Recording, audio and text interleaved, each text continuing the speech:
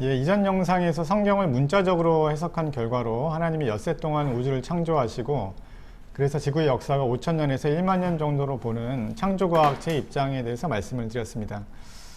이러한 해석으로 성경과 과학이 대립구도가 되고 열심히 있는 기독교인들이 이러한 이슈들에 대해서 성경에 더 큰 권위를 부여하면서 세상과 분리되는 결과를 가져오는 것이 문제가 되는 것입니다. 오늘은 과학적인 주제와 관련해서 성경의 문자적인 해석이 문제가 되는 두 가지 사례를 소개해 드리겠습니다. 네, 첫 번째는 겨자와 관련된 것입니다. 마가복음 4장 30절에 32절 말씀을 보면 또 이르시되 우리가 하나님 나라를 어떻게 비교하며 또 무슨 비유로 나타낼까? 겨자씨 하나가 같으니 땅에 심길 때에는 땅의 모든 씨보다 작은 것이로되 심긴 후에는 자라서 모든 풀보다 커지며 큰 가지를 내나니 공중의 새들이 그 그늘에 깃들일 만큼 되느니라 라는 말씀이 있습니다. 이 구절을 보면 겨자씨는 세상에서 가장 작은 씨이고 자라난 후에는 새들이 그 그늘에 둥지를 틀 만큼 모든 풀보다 커진다는 의미를 내포하고 있습니다. 저희가 한번 겨자씨를 한번 보여드리겠습니다.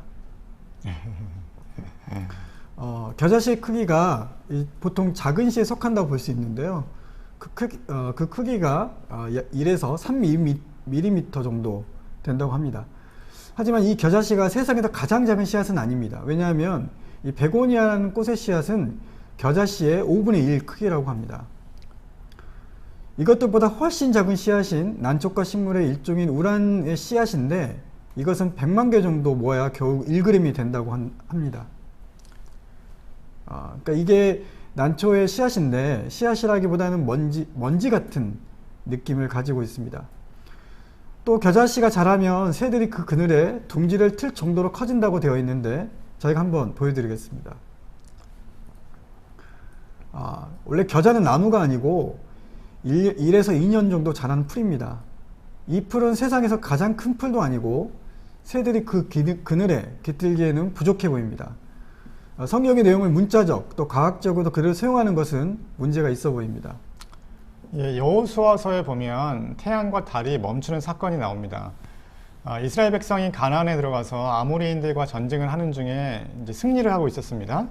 근데 그들을 완전히 무찌르기 위해서 여호수아가 하나님께 해를 멈추게 해달라고 기도하는 장면이 나옵니다.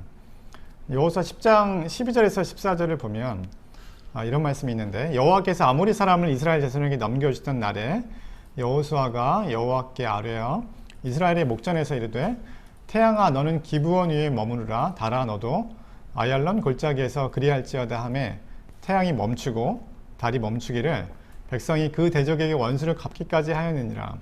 야살의 책에 태양이 중천에 머물러서 거의 종일토록 속히 내려가지 아니하였다고 기록되지 아니하였느냐. 이 말씀에 따르면 여호수아의 기도에 하나님이 응답을 하셔서 하루 동안 해와 달이 멈추어 있었다고 합니다.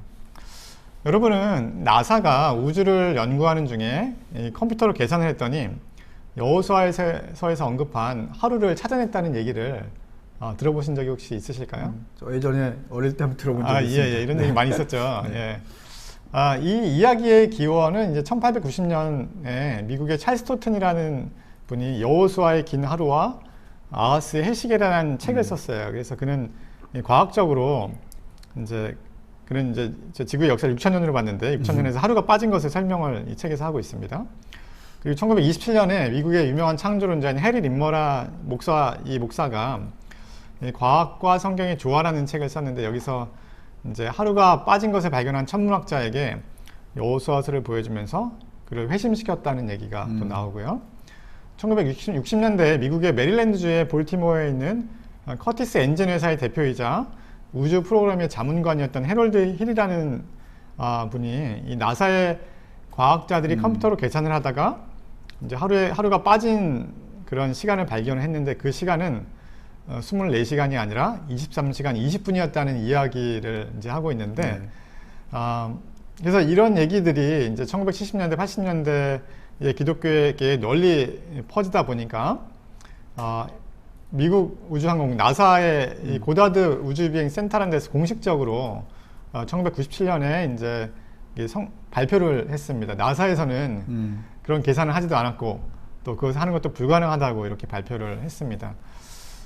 이후에도 한국 교계에 여전히 여호수아의 긴 하루가 과학적으로 입증되었다는 얘기가 떠돌아다닙니다. 흥미로운 것은 한글 성경의 주석에 이런 이 거짓으로 밝혀진 내용에 대한 기록이 있습니다. 바로 이제 두란노 비전 성경인데 내용을 보시면 제목이 이제 왜 하루가 사라졌을까라는 부분에 제가 말씀드린 네. 내용들이 나와 있고요.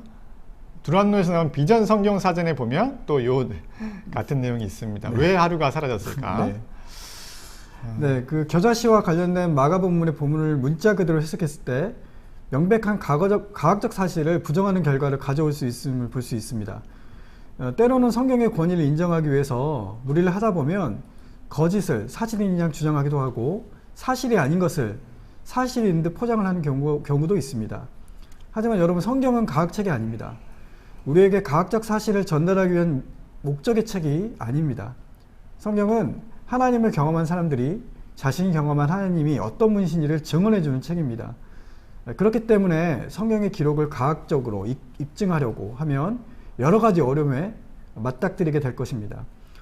성경에서는 신학을 찾는 것에 초점을 두는 것이 필요합니다. 하나님이 어떤 분이신지, 하나님 앞에 인간이나 어떤 존재인지, 하나님이 인간에게 원하시는 삶은 어떤 것인지를 알아가고 찾아가는 것만 해도 성경은 충분히 가치가 있는 책이고 그 권위가 인정될 수 있을 것입니다. 오늘 방송은 여기까지입니다. 시청해주신 여러분 감사합니다. 감사합니다.